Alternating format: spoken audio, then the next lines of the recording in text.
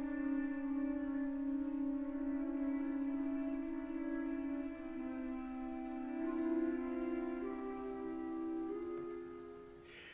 this is Father Louis Skirty with Friends of the Word. This interview has long been in the preparation stages.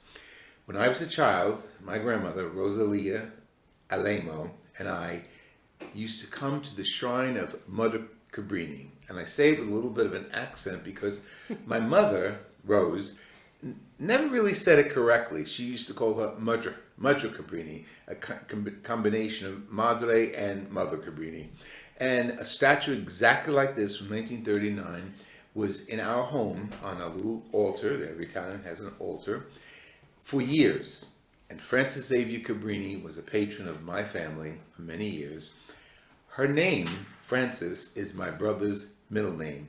When my brother was born, my mother had birth troubles, and she prayed to Mother Cabrini, and she said, if he comes through this, he's going to get your name. So that's why Michael's middle name, and he's deceased now, is Michael Francis, Frances Cabrini.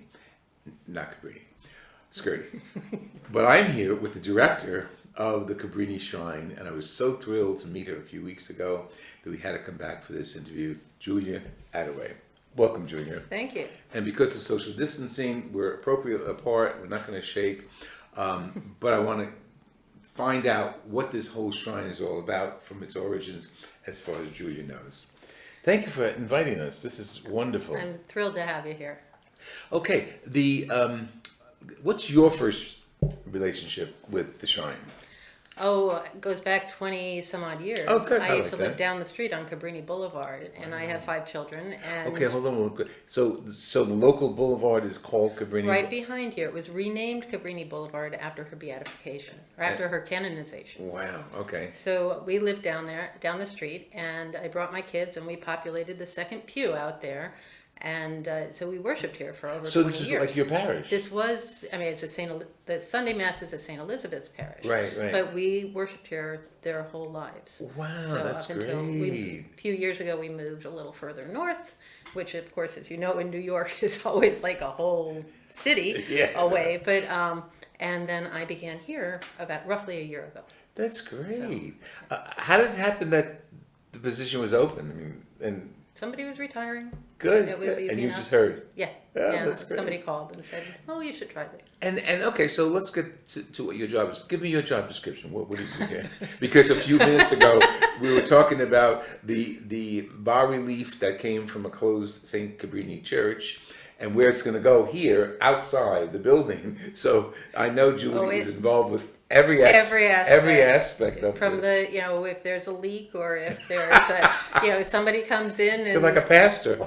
Sort of, in many ways, but it's the programming, it's the outreach, it's development work, it's leaking roofs, it's heat, the boiler when the boiler goes, and it's really also just introducing people to Mother Cabrini, helping them understand who she was, how she can help them, all those kinds of things. And we'll get into all of that. Yeah. And we're going to the structural part of it now. When this was founded, the chapel, where I came as a child, when do you think that was? What year? Well, when you came as a child, you went. It was in probably the stained glass room. It wasn't here, right? 50 something. Okay, this building opened in 1959. Okay, it was earlier than that. It was earlier than that. At which point, Mother Cabrini's remains were in the high school chapel, Right. which had the beautiful stained glass. Yes. And then after that was it was after her canonization that you came.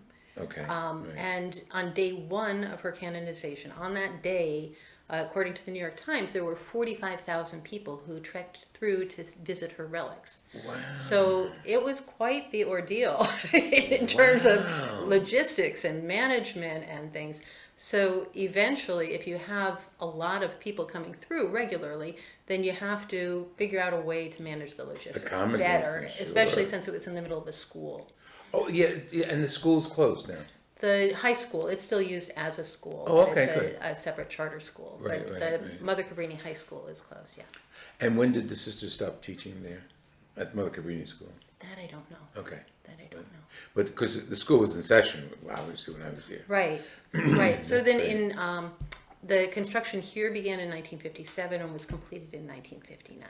That's great. And then at that point, her remains, after the altar was consecrated and the whole place was, they did all the things they had to do, which Right. took all morning. Oh, yeah. Then they moved her body over here and put it into the altar where it still remains. I believe it's called a translation. when Correct, they bring it yes.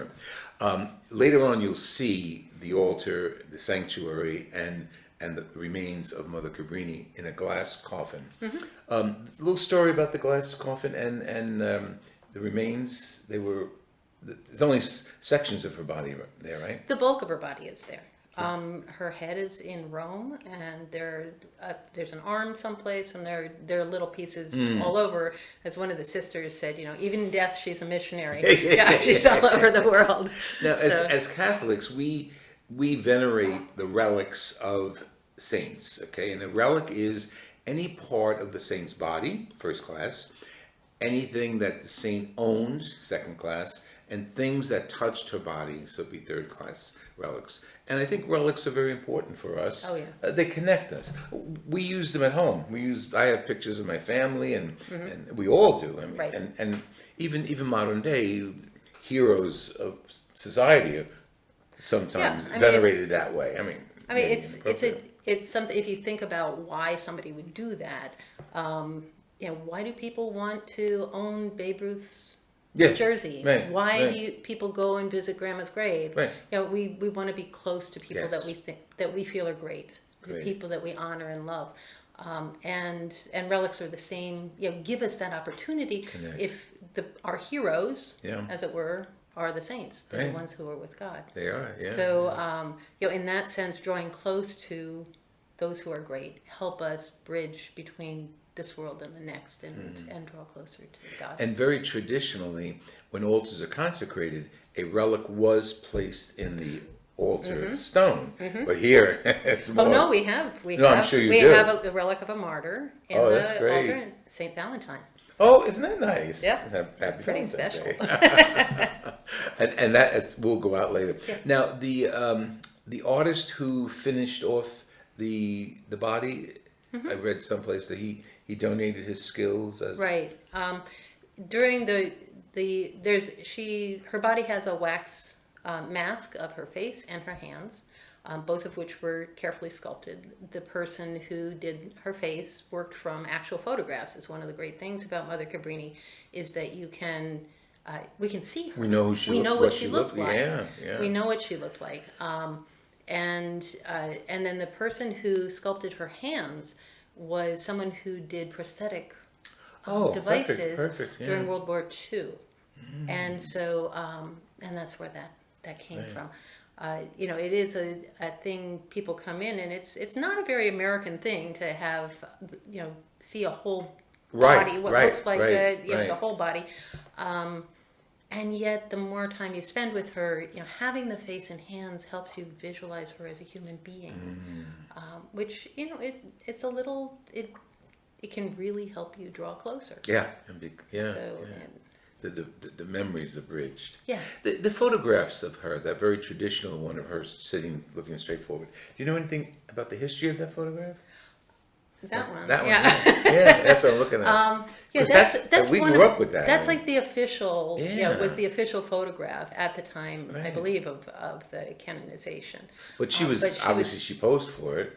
I think so. Yeah, I don't actually know. Okay, I don't right. know. We have other photographs of her, the earliest of which she was 10.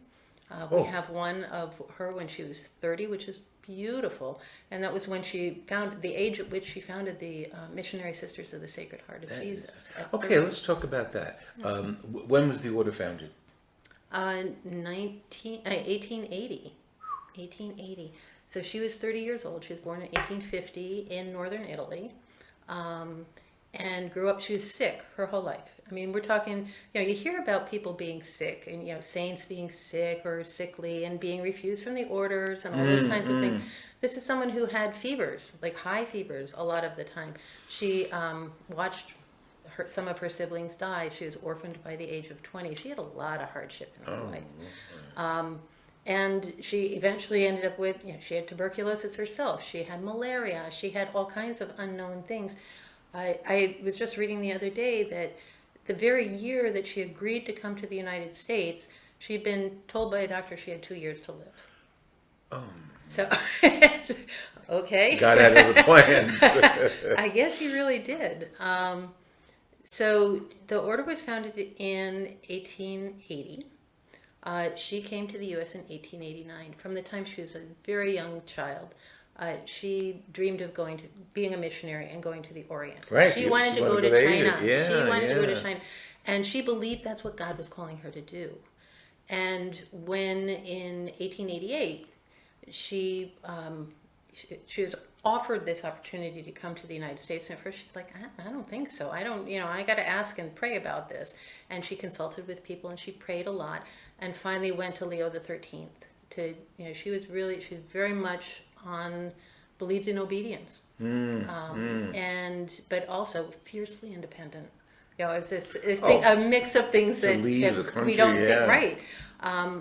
And she had this dream that she'd had her whole life to go to China, but yet she felt called to explore this. Right. And she went to him and said, "What should I do?" And he said, "Not to the east, but to the west." Yeah, and that phrase. That meant giving up her lifelong belief in what Jesus was calling her to do, and going to do what she was now called to do. So, you can only imagine if you've thought for years and years and years, 30 or more years, that you were going one direction, and then God says, "No, pivot, here we go." Then that's a hard thing. Yeah. And she did it without hesitation, and was ready to go soon, really soon. How many sisters came with her? She came with 6. 6. Right. 6. And there are a lot of little movies, especially WGN has one very beautiful one that shows some of that. But where did they first live when they came here? Well, they arrived thinking that they were going to have a convent and a school all set up for them. For the Archdiocese of New York. Yes. Okay. In the Archdiocese.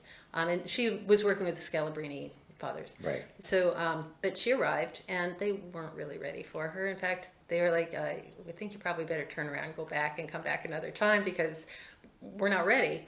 And they put her up in 2 rooms of a tenement house in the Lower East Side, 5 Points area. We're talking rough. Yeah. At that time. And the sisters didn't even want to sleep because the beds were so disgusting.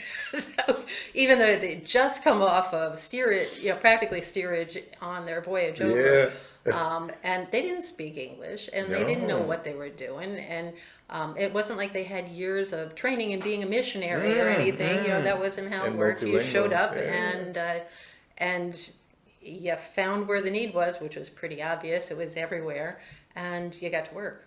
So. Perfect stopping point, because we're going to have it's a cliffhanger. You have to tune in next week to get more. This is wonderful. Thank you. And we're going to continue our interview with Julia here for a little bit, and then go out to the church and to the museum and see some of the artifacts associated with Mother Cabrini. I'm Father Louis Scurdy with Friends of the Word. We're here with Julia Attaway at the Mother Cabrini, Saint Mother Frances Xavier Cabrini Shrine, Washington Heights, New York. God bless you.